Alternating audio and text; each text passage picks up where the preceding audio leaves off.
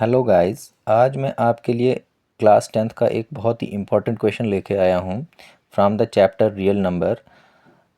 इस क्वेश्चन में आपसे पूछा गया है कि prove that under root 5 is a irrational number.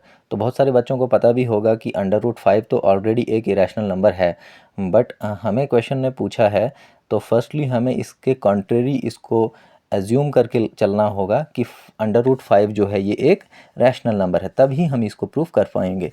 तो let us assume under root 5 is a rational number।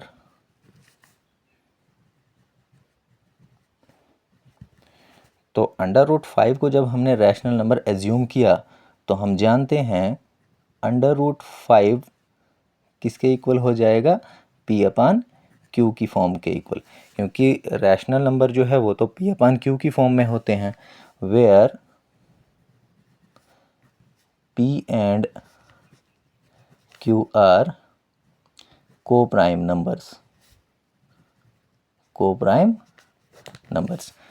तो आपकी इन्फॉर्मेशन के लिए ये बता दूं कि को-प्राइम नंबर्स वो होते हैं जिनका 1 के अलावा कोई भी कॉमन फैक्टर नहीं होता है। तो यहाँ पे जो सिचुएशन बनी है, अब हम यहाँ पे क्रॉस मल्टीप्लाई करेंगे। q इंटू अंडर रूट 5 को अगर मैं क्रॉस मल्टीप्लाई करूँगा तो यहाँ पे हो जाएगा under root 5q is equal to 1 into p करूँगा तो p हो जाएगा। तो गाइज़ यहाँ पे हमारे पास एक प्रॉब्लम आ रही है अंडर रूट की। इसको रिमूव करने के लिए हम क्या करेंगे, हम स्क्वेयरिंग बोथ साइड करेंगे। तो स्क्वेयरिंग बोथ साइड, अब हमारे पास अंडर रूट 5q का whole square is equal to p square हो जाएगा। ठीक है, अब स्क्वायर से रूट ख़त्म हो जाएगा तो बचेगा हमारे पास 5q is equal to p square. इसको इक्वेशन फर्स्ट मान के चलते हैं। ठीक है, अब गाइज इसका जो मतलब है कि 5 के साथ कुछ मल्टीप्लाई होके p स्क्वायर आया होगा, यानी कि 5 के साथ कुछ मल्टीप्लाई करके p स्क्वायर आया होगा। तो सिमिलरली यहाँ पे हमारे पास एक थ्योरम भी है इस चैप्टर में रियल नंबर्स में, जो आपको बताएगी कि if 5 divides p square then 5 divides p also. अगर 5 जो है इस वाले p स्क्वायर को डिवाइड कर रहा है तो यही 5 p को भी डिवाइड करेगा, ऐसा हमारे पास थ्योरम में दिया हुआ है। तो अब इम्पॉर्टेंट पॉइंट ये है कि हमें इसकी वैल्यू निकालने के लिए सबसे पहले तो p की वैल्यू फाइंड करनी होगी।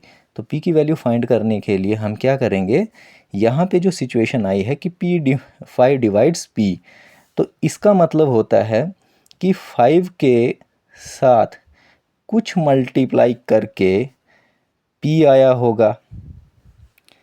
देखिए यहाँ पे जो ये पॉइंट है ये बहुत ही इम्पॉर्टेंट है, क्योंकि यहाँ पे ना बच्चों को रटवाया जाता है कि let the C be any integer, लेकिन नहीं, आपको इस चीज़ पे फोकस करना है कि 5 के साथ कुछ मल्टीप्लाई करके p आया होगा, ये वाला p। तो वो कुछ जो है वो कुछ मैं यहाँ पे c लेता हूँ, उस कुछ का नाम c है।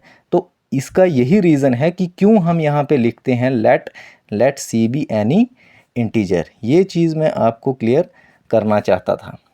ठीक है, तो जब हमारे पास 5 इंटू सी करेंगे तो 5c आ जाएगा इज इक्वल टू p।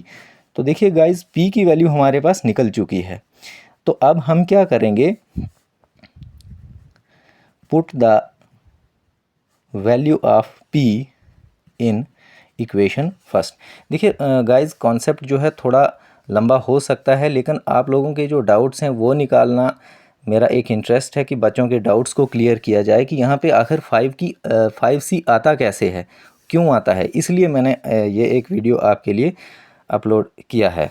तो अब हम p की वैल्यू जो है पुट करेंगे इक्वेशन फर्स्ट में। तो इक्वेशन फर्स्ट हमारी ये है, तो 5q is equal to P square. तो 5q जो है ये ऐसे रहेगा। अब p की जो वैल्यू आई है दैट इज़ 5c। अब p का स्क्वायर है तो इसका भी स्क्वायर होगा, तो इसका भी स्क्वायर होगा। तो गाइज यहाँ पे 5q इज इक्वल टू ये बन जाएगा 25c का स्क्वायर। अब 5 वन ज़ा 5 और 5 5 ज़ा 25। यहाँ पे मेरे पास बचता है q, यहाँ पे मेरे पास बचता है, सॉरी यहाँ पे मैंने q स्क्वायर लगाना भूल गया हूँ, इसके लिए सॉरी। तो यहाँ पे q square is equal to 5c square बचता है। ठीक है guys.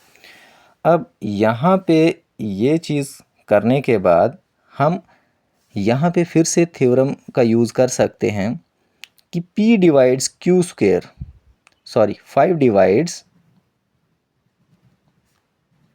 q square, then 5 divides q also.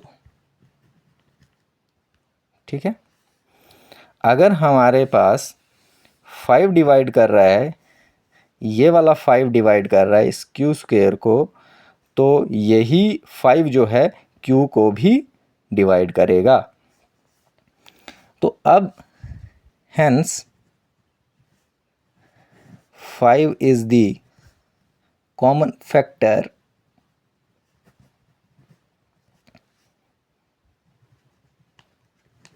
which divides both p and q. Hence our assumption is wrong and under root 5 is a irrational number.